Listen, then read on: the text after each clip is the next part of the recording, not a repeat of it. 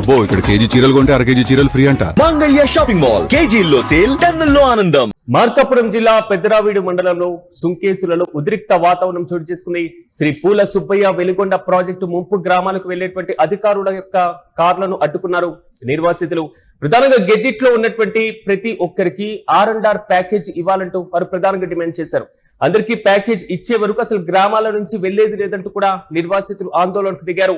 అయితే తమను గాలికి వదిలేసి గ్రామం నుంచి వెళ్ళమంటే ఎలా అంటూ కూడా స్పెషల్ కలెక్టర్ పద్మావతిని ముంపు గ్రామాల ప్రజలు నిలదీసినట్లుగా తెలుస్తుంది.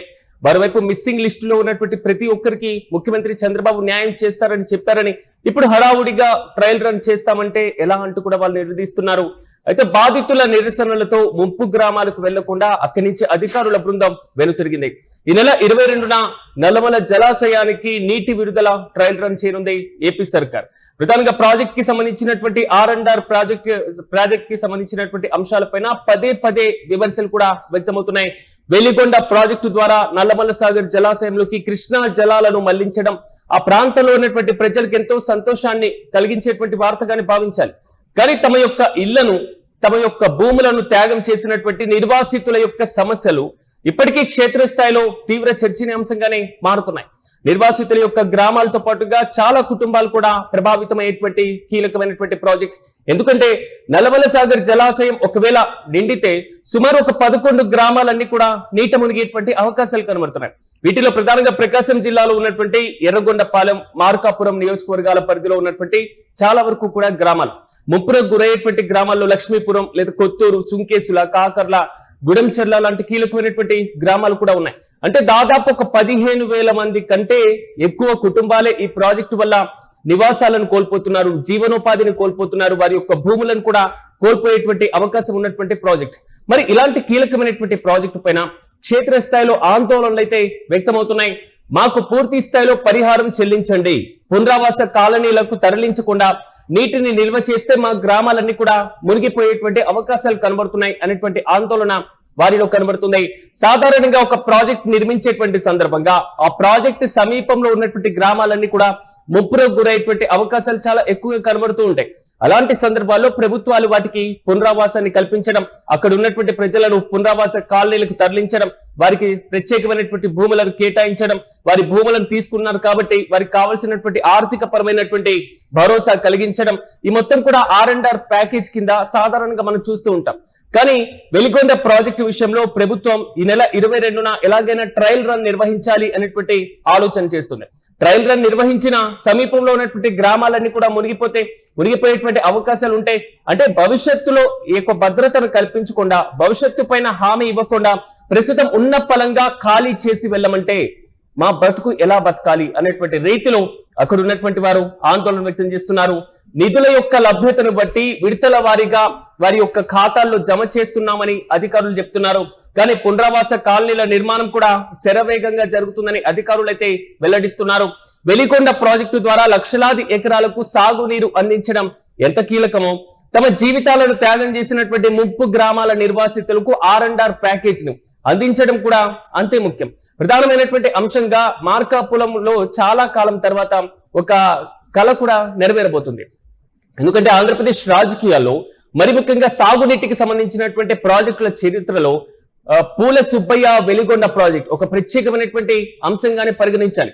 దశాబ్దాలుగా కరువుతో ఉన్నటువంటి ప్రాంతం, దశాబ్దాలుగా సాగునీరు, తాగునీరు లేక ఫ్లోరైడ్ సమస్యతో అల్లాడిపోతున్నటువంటి పశ్చిమ ప్రకాశం ప్రాంతం, అంటే ఇప్పుడు ప్రస్తుతం ఉన్నటువంటి మార్కాపురం జిల్లాగా మనం భావించవచ్చు. ఇంకా మార్కాపురం, నెల్లూరు, అదేవిధంగా కడప ప్రాంతాలకు దాహార్తిని తీర్చేటువంటి ఒక బృహత్తరమైనటువంటి ప్రాజెక్ట్ ఇది. అంటే సుదీర్ఘంగా నిరీక్షణ తర్వాత, చాలా కాలం తర్వాత ఉద్యమం చేసిన తర్వాత సొరంగ మార్గం ద్వారా పనులన్నీ కూడా పూర్తయ్యాయి. నల్లమల్ల సాగరానికి నీటి విడుదలకు సంబంధించినటువంటి జీవోను ప్రభుత్వం విడుదల చేసింది.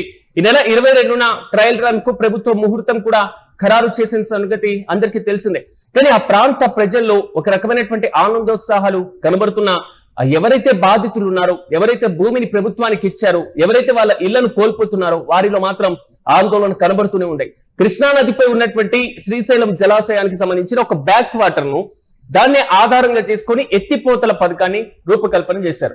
అంటే శ్రీశైలం జలాశయంలో ఉన్నటువంటి హెడ్ వర్క్స్ లో ఉన్నటువంటి బ్యాక్ వాటర్ మొత్తం జలాలను భారీ సొరంగాల ద్వారా నల్లమల్ల అటవీ ప్రాంతాల మధ్య నుంచి నిర్మించినటువంటి నల్లమల్ల జలాశయానికి అంటే నల్లమల్ల సాగర్ కు తరలించేటువంటి ఈ ప్రాజెక్టు యొక్క ప్రధాన లక్ష్యం అంటే 4.47 లక్షల వరకు ఎకరాలకు ఆయకొట్టు సాగునీరు అందించడంతో పాటుగా సుమారు చాలా వరకు అంటే ఒక 20 లక్షల మంది ప్రజలకు కూడా సురక్షితమైనటువంటి తాగునీరు అందించేటువంటి అవకాశాలు పశ్చిమ ప్రకాశం ప్రాంతానికి కృష్ణా జలాలు పూర్తిగా సద్వినియోగం చేసుకునేందుకు ఏర్పాటు చేసినటువంటి ప్రాజెక్ట్. దీనివల్ల ప్రకాశం జిల్లా, నెల్లూరు జిల్లా, కడప జిల్లాలో ఉన్నటువంటి దాదాపు 23 మండలాలకు వందలాది మంది గ్రామాలకు ప్రజలకు కూడా సాగునీరు అందేటువంటి అవకాశం ఉన్నటువంటి ప్రాజెక్ట్. శ్రీశైలం అడవులను ఎక్కడికక్కడ అంటే తొలిచి ఒక సొరంగాలను ఏర్పాటు చేయడం ద్వారా ఒక 43 టీఎంసీల నీటి నిల్వ ఉన్నటువంటి నల్లమల్ల సాగర్ కు ఈ జలాలను తరలించేటువంటి అవకాశాలు కనబడతాయి. మరి నల్లమల్ల సాగర్ నిండితే ఆ నల్లమల్ల సాగర్ కు కృష్ణా జలాలు తీసుకొస్తే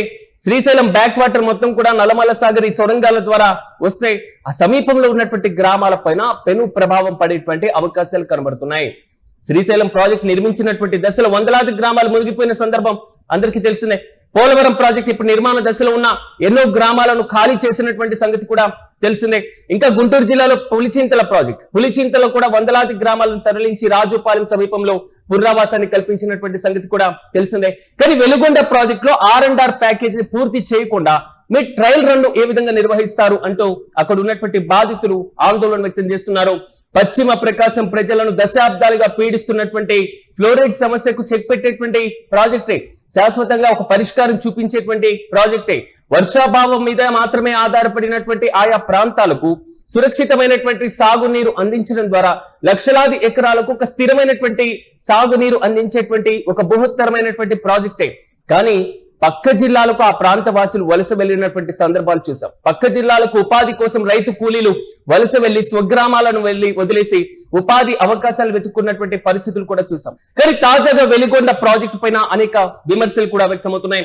ప్రధానంగా R&R ప్యాకేజీని ప్రభుత్వం సకాలంలో విడుదల చేయడం, రైతులకు భరోసా కల్పించడం, రైతులకు ఒక సురక్షితమైనటువంటి పునరావాస కాలనీలు నిర్మించిన తర్వాతే ఈ ట్రయల్ రన్ నిర్వహించాలంటూ కూడా వారు ఆందోళన వ్యక్తం చేస్తున్నారు. ఎవరైతే అధికారులు వచ్చారో వారిని కూడా రైతులు అడ్డుకుంటున్నారు. ఒక రకమైనటువంటి ఉద్రిక్త వాతావరణం అయితే నిన్న చోటు చేసుకుంది.